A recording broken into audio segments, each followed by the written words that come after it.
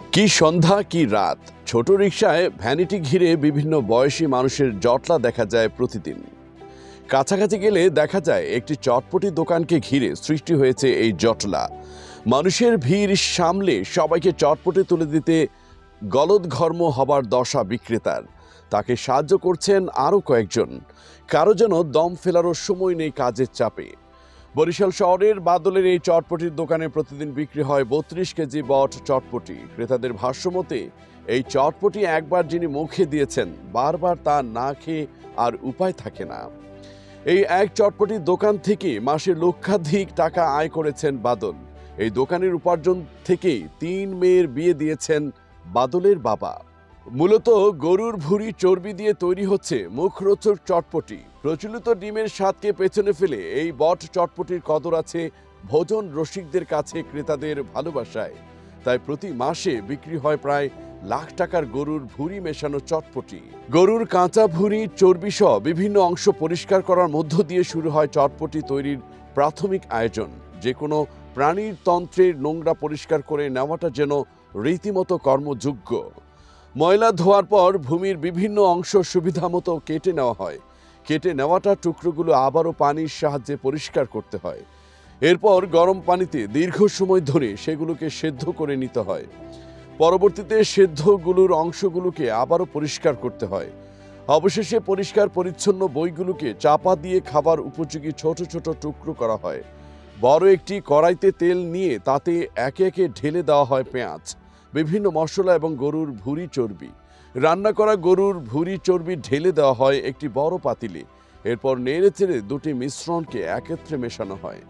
এরপর বেলুন চাপে ফুচকার জন্য রুটি তৈরি করা হয়। এরপর রুটিগুলোকে গোল করে কেটে গরম তেলে ভেজে নেওয়া হয়। প্রতিদিনের চটপটির জন্য 7 থেকে 8 কেজি ময়দার ফুচকা তৈরি করেন বাদলের মা মুসাম্মদ রাজিয়া বেগম। ছোট্ট একটি বাটিতে পেঁয়াজ কাঁচামরিচ দিয়ে মশলা ছিটিয়ে তাতে ফুচকা ভেঙে পরিবেশন করেন বট চটপটি। বাদলের প্রতিবন্ধী বাবা নুরুল ইসলাম 32 বছর বয়সী চটপটি বিক্রি করে সংসার চালাতেন। বয়সের ভারে নুয়ে পড়েছেন বলে বাধ্য হয়ে বাদল কাঁধে তুলে নেন বাবার ব্যবসা। ভুঁড়ি চটপটি খেতে গাড়ির চারপাশে এসে ভিড় করেন ছোট থেকে বড় সব বয়সী মানুষ। কেউ খেতে আসেন, কেউ পরিবারের জন্য পার্সেল নিয়ে যান। কেন তার চটপটির প্রতি মানুষের এত আগ্রহ, এই চটপটির বিশেষত্ব কি জানতে চাইলে তিনি জানান, প্রতিদিন তিনি নিজে 2 দফা বাজার করেন। প্রতিটি সামগ্রী টাটকা ও যাচাই করে কেনেন। ফজরের নামাজ পড়েই প্রথম দফা বাজারে গিয়ে টাটকা শসা, কাঁচামরিচ সহ কাঁচা উপাদানগুলো কিনে আনেন। এরপর সকাল 9টার দিকে দ্বিতীয় দফা বাজারে যান। তখন চটপটির মশলা সহ অন্যান্য সামগ্রী কিনে আনেন। মশলা সহ চটপটির অন্যান্য সামগ্রীর দাম বরিশালে বেশি হলে আগে তিনি তা ঢাকা থেকেও কিনে আনতেন। অবশ্য এখন আর ঢাকায় যেতে হয় না, সব ফরিদপুরই পান। পাশাপাশি চটপটির জন্য ভাজা যে জিনিসগুলো তৈরি করতে হয় তা তিনি বাড়িতেই তৈরি করেন। প্রতিদিনের তৈরি করা সামগ্রী প্রতিদিন ব্যবহার করেন, বাসি কিছু ব্যবহার করেন না। বাড়ির কাজে তাকে সার্বক্ষণিক সঙ্গী হিসেবে সাহায্য করেন বাদলের মা। সবসময় হাসি খুশি, প্রাণবন্ত, সদালাপী মামুনের ব্যবহার ও আচরণে সন্তুষ্ট ক্রেতারা। যারা আগে আসেন তাদের খাবার আগে পরিবেশন করা হয়, যারা পরে আসেন তারা পরে পান। এই নিয়ে ক্রেতাদের মনে নেই কোনো ক্ষোভ। বাদল বলেন, ক্রেতারা এসে অনেক সময় দাঁড়িয়ে ভিড় করে চটপটি খান, খেয়ে প্রশংসা করেন।